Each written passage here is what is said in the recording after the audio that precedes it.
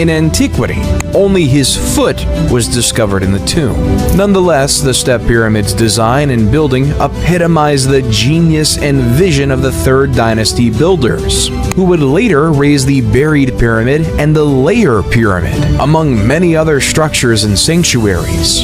These early visionaries established the foundations for the later true pyramids of the 4th dynasty, which have mesmerized and captivated people for millennia.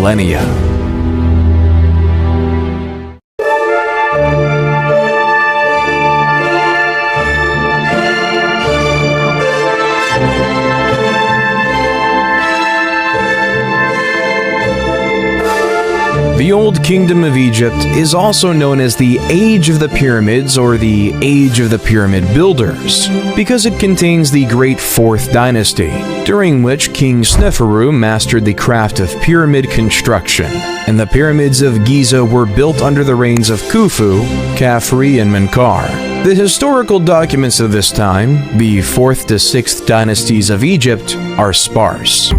During more than 3,000 years of ancient Egypt's history, there were numerous pharaohs, both known and unknown. But one of them wants to overthrow everything with a revolution from above. Amenhotep IV, better known as Akhenaten. At his side, Nefertiti, the beautiful one, has come, as her name is translated.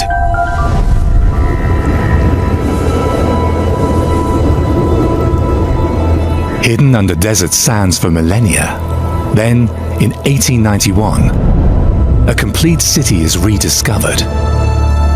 Even the town sign has survived to this day, carved in stone. I build Akhetaten on the side of the sunrise, in a place chosen by god Aten himself.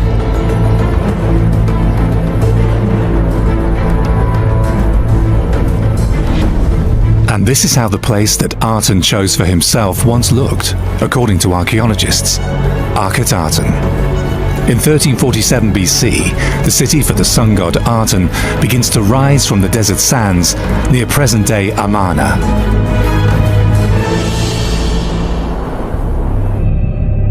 The founder of the city, Amenhotep IV. It's the first true-to-life portrayal of a pharaoh ever.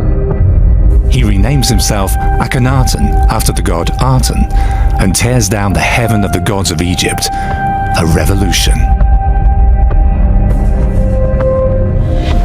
Instead of a multitude of deities, Akhenaten worships one god above all others. Aten, the solar disk. Thou only God whose like is not. Akhenaten feels chosen to spread the new faith of a single deity and tries to enforce it with radical means. Many people think that Akhenaten, because he raised the sun god Aten above all other gods, was a monotheist, but actually he was more of what we would call a henotheist, with one god sort of high above all others. So it wasn't as if all the other gods were blocked out from Akhenaten's reign. Certainly the god Amun was, and the Aten and Akhenaten himself was the god incarnate. In modified form, Akhenaten's famous hymn to the sun is found even in the Bible. Beautiful you appear on the horizon of heaven, you living sun. Distant art thou, yet thy rays are on earth. All cattle are satisfied with their herbage. Trees and herbs are green. Thou who makest the semen develop in women, who makest waters to become men, who givest breath to keep all creatures alive.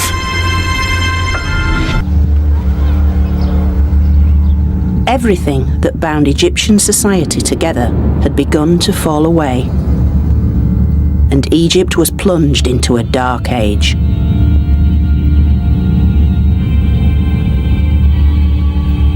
In this time of growing uncertainty, when the Egyptians had lost faith in both the monarchy and state-run religion, they increasingly turned to the power of magic.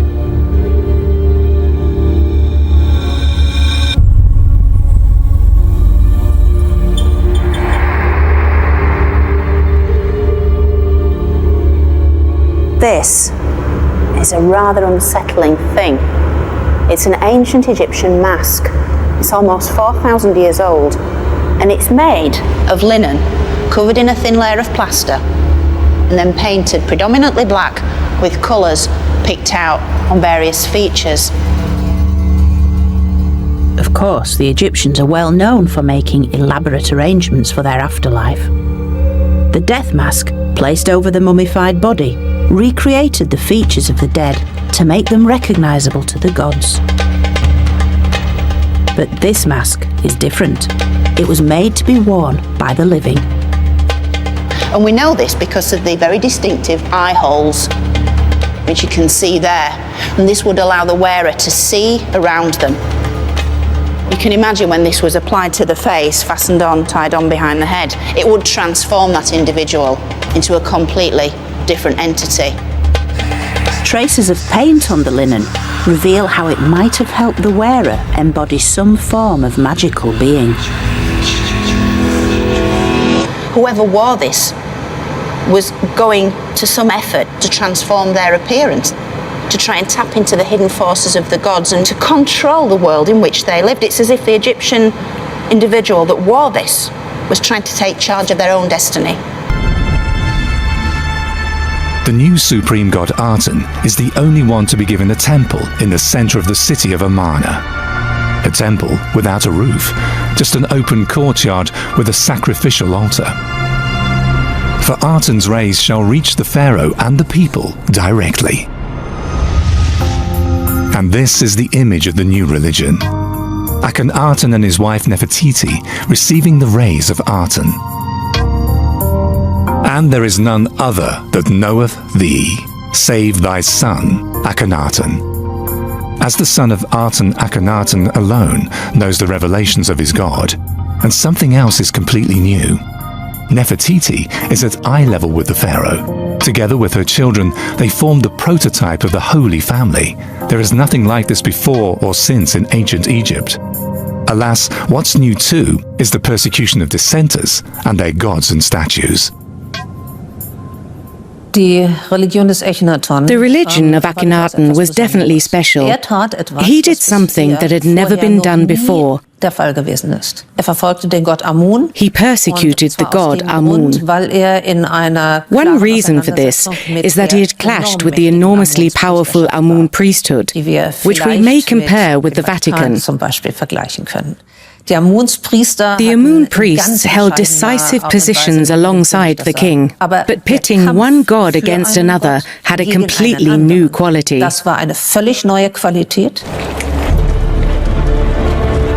Akhenaten, a fundamentalist through and through, has Amun and his priesthood persecuted. His goal? To impose Aten as the highest god of Egypt. Inscriptions of the former imperial god Amun are destroyed, his statues overturned, his temples left to decay.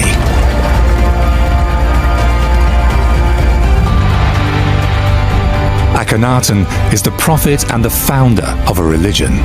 Like Moses, who according to the Bible leads the Israelites out of Egyptian slavery and conveys to them the first commandment of Yahweh. Ye shall have no other gods beside me. Aten, in the form of a sun disk, shines for all people. However, the Egyptians are not overly enthusiastic about the new singular god. They don't want to give up their old gods. Belief in Aten remains a religion of the elite, supported only by Akhenaten and his court in Amarna. His religious dogmatism leads to resistance among the people.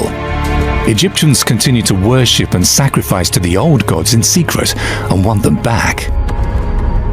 People do whatever Pharaoh does, but when he shut down the temples, like of Amun and Amun-Re and the other temples, if he did that, if he was shutting the temples down, he's basically shutting down the Federal Reserve System and the whole banking system of Egypt.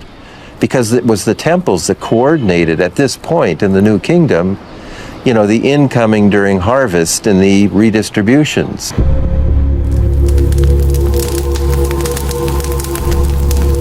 But the mask isn't the only evidence of magic.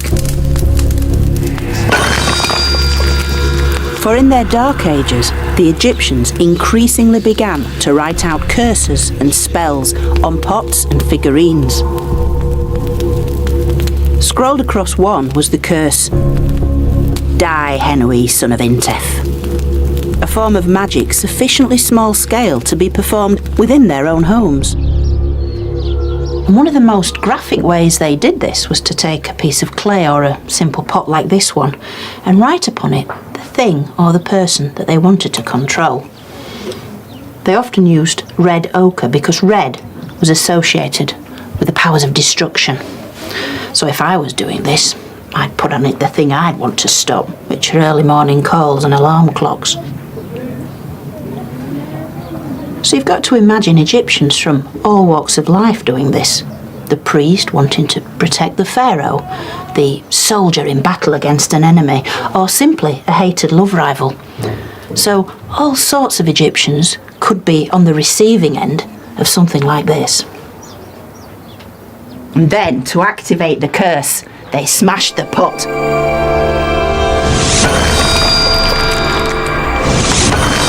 It was a symbolic act to annihilate the name of the enemy, and therefore to control that enemy. Ooh, that does feel better. Not unlike voodoo, such practices are found in many ancient cultures, and Egypt was no exception. But it's far from the way we imagine the formal, time-honoured rituals of the temple, led by the king at the head of the religious hierarchy. And historians consider the history of the era as literally written in stone, and mainly architectural in that academics have been able to build a history through the statues and their inscriptions. The pyramids themselves provide little information about their architects, but adjacent funerary shrines and stelae provide the king's names and other significant information. In addition, carvings in stone discovered elsewhere during the period document different events and the dates on which they happened. The revival of the old gods only begins with Akhenaten's successor, Tutankhaten, the living image of the god Aten, better known today as Tutankhamun. When his father Akhenaten dies in 1334 BC, he proclaims, "I will bring back the gods and reopen their temples." Amen becomes king of the many gods again, and Akhenaten's religion is cursed by the Egyptians.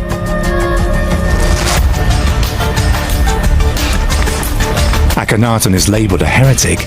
His revolution is followed by the restoration of the old faith. The Egyptians miss Ma'at, the order of the many gods that govern their lives until Akhenaten's reign.